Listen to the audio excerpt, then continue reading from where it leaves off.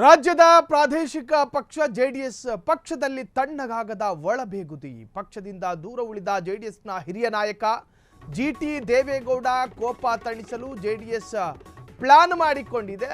ಆದರೆ ಸಾಧ್ಯ ಆಗ್ತಾ ಇಲ್ಲ. ಪಕ್ಷದ ಕೋರ್ ಕಮಿಟಿ ಅಧ್ಯಕ್ಷರಾಗಿರುವಂತಹ ಜಿಟಿ ದೇವೇಗೌಡರು ಹೊಸ ದಾಳ ಉರುಳಿಸಲು ದಳಪತಿಗಳು ಸಿದ್ಧತೆಯನ್ನ ಮಾಡಿಕೊಳ್ಳುತ್ತಿದ್ದಾರೆ. ಚಾಮುಂಡೇಶ್ವರಿ ಕ್ಷೇತ್ರದ ಶಾಸಕ ಜಿಟಿ ದೇವೇಗೌಡ ಪ್ರಾದೇಶಿಕ ಪಕ್ಷವಾಗಿರುವಂತಹ ಜೆಡಿಎಸ್ ಪಕ್ಷದ ಅತ್ಯಂತ ಅನುಭವಿ ಮತ್ತು ಅತ್ಯಂತ ಹಿರಿಯ ರಾಜಕಾರಣಿ ಮತ್ತು 5ಕ್ಕೂ ಹೆಚ್ಚು ಬಾರಿ ಶಾಸಕರಾದವರು. ಜೆಡಿಎಸ್ ಅಂದ ತಕ್ಷಣ ನೆನಪಿಗೆ ಬರೋದು ಕುಮಾರಸ್ವಾಮಿ, ದೇವೇಗೌಡರು, ರೇವಣ್ಣ, ಪ್ರಜ್ವಲ್ ರೇವಣ್ಣ, ಸೂರಜ್ ರೇವಣ್ಣ, ಭವಾನಿ ರೇವಣ್ಣ, ಹೀಗೆ ಮತ್ತೊಂದು ಮಗದೊಂದು. ಆದರೆ ಜಿಟಿ ದೇವೇಗೌಡರು ಕೂಡ ಅದೇ ಸಾಲಿನಲ್ಲಿ ಬರ್ತಾರೆ. ಅಷ್ಟರ ಮಟ್ಟಿಗೆ ವೈಯಕ್ತಿಕ ವರ್ಚಸ್ಸು ಬಿಲ್ಡ್ ಆಗಿರ್ತಕ್ಕಂತಹ ಒಂದು ಪರ್ಸನಾಲಿಟಿ, ಒಂದು ವ್ಯಕ್ತಿತ್ವ.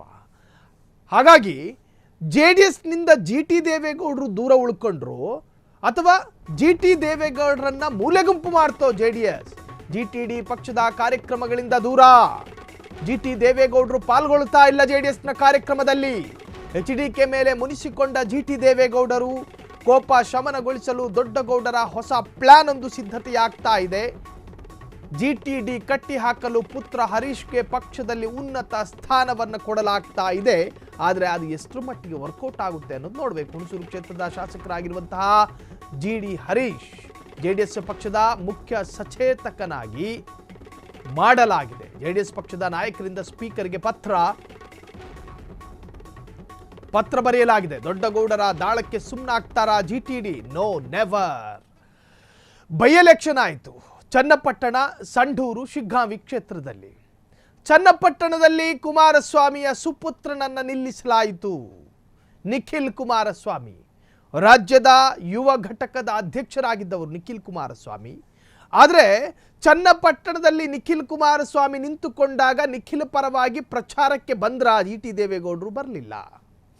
ಕೋರ್ ಕಮಿಟಿ ಸಭೆ ಅಂತ ಒಂದು ರಬ್ಬರ್ ಸ್ಟ್ಯಾಂಪ್ ಪೋಸ್ಟನ್ನು ನನಗೆ ಕೊಟ್ಟು ಯಾವುದೇ ತರಹದ ಅಭಿಪ್ರಾಯ ನನ್ನ ಜೊತೆ ಚರ್ಚೆ ಮಾಡಲ್ಲ, ನನ್ನ ಯಾವುದೇ ತರಹದ ಒಪಿನಿಯನನ್ನು ಕೇಳಲ್ಲ, ನನ್ನ ಜೊತೆ ರಾಜಕೀಯ ವಿಚಾರವಾಗಿ ಭಾಗಿಯಾಗೋದಿಲ್ಲ. ಆದರೆ ನಾನು ಅವ್ರ ಮಗದ್ದು ಮತ ಪ್ರಚಾರಕ್ಕೆ ನಾನು ಹೋಗಬೇಕು. ಯಾಕೆ ಹೋಗಬೇಕು? ಕುಮಾರಸ್ವಾಮಿ ಅವರಿಗೆ ಬೇಕಾದವರ ಜೊತೆ ಮಾತನಾಡ್ತಾರೆ, ನನ್ನಂತಹ ಹಿರಿಜೀವದ ಜೊತೆ ಮಾತನಾಡೋದಿಲ್ಲ. ಜೆಡಿಎಸ್ನಲ್ಲಿ ಒಗ್ಗಟ್ಟಿಲ್ಲ, ಜೆಡಿಎಸ್ನಲ್ಲಿ ಬರೀ ಬಿಕ್ಕಟ್ಟು, ಜೆಡಿಎಸ್ನಲ್ಲಿ ಹಿರಿಯರಿಗೆ ಅನುಭವಿಗಳಿಗೆ ಬೆಲೆ ಇಲ್ಲ, ಕುಮಾರಸ್ವಾಮಿ ನನಗೆ ರೆಸ್ಪೆಕ್ಟ್ ಕೊಡೋದಿಲ್ಲ, ಅದೊಂದು ಮತ್ತೊಂದು ಮಗದೊಂದು ಕಾರಣ ಹೇಳ್ಕೊಂಡು ತಿರುಗಾಡ್ತಾ ಇದ್ರು ಜಿಟಿ ದೇವೇಗೌಡರು. CM ಇಬ್ರಾಹಿಂರ ಜೊತೆಯಲ್ಲಿ ಬಹಳಷ್ಟು ಆಪ್ತರಾಗಿದ್ದಂತಹ ಜಿಟಿ ದೇವೇಗೌಡರು CM ಇಬ್ರಾಹಿಂ ಸ್ವತಃ ಜಿಟಿ ದೇವೇಗೌಡರ ಮನೆಗೆ ಹೋಗಿ ಸುದೀರ್ಘವಾಗಿ ಮಾತುಕತೆಯನ್ನು ಮಾಡಿದ್ರು. ಎಲ್ಲೋ ಒಂದು ಕಡೆ CM ಇಬ್ರಾಹಿಂ ಹೊಸ ಪಕ್ಷವನ್ನು ಕಟ್ಟುತ್ತಾರೆ, ಅದರಲ್ಲಿ ಜಿಟಿ ದೇವೇಗೌಡರು ಕೂಡ ಸೇರ್ತಾರೆ ಎನ್ನುವಂಥ ಚರ್ಚೆಗಳು ಕೂಡ ಶುರುವಾಗಿತ್ತು. ಆದರೆ ಅದು ಎಷ್ಟರ ಮಟ್ಟಿಗೆ ವೈಜ್ಞಾನಿಕವಾಗಿ ರಚನೆ ಆಗುತ್ತೋ ಇಲ್ವೋ ಗೊತ್ತಿಲ್ಲ. ಒಟ್ಟಾರೆ ಈಗ ಜಿಟಿ ದೇವೇಗೌಡರು ದೂರ ಉಳ್ಕೊಂಡಿದ್ದಾರೆ. ಹಾಗಾಗಿ ಜಿಟಿ ದೇವೇಗೌಡರನ್ನ ವಿಶ್ವಾಸಕ್ಕೆ ತೆಗೆದುಕೊಳ್ಳೋದಕ್ಕೆ ಜೆಡಿಎಸ್ ಪಕ್ಷದ ದಳಪತಿಗಳಿಂದ ಹೊಸ ದಾಳವನ್ನು ಉರುಳಿಸಲಾಗ್ತಾ ಇದೆ. ಆ ದಾಳದ ಭಾಗವಾಗಿ ಜಿಟಿ ದೇವೇಗೌಡರ ಪುತ್ರನಿಗೆ ಹೊಸ ಸ್ಥಾನಮಾನ ಕೊಡಲಾಗುತ್ತೆ ಎನ್ನುವಂತಹ ಚರ್ಚೆ.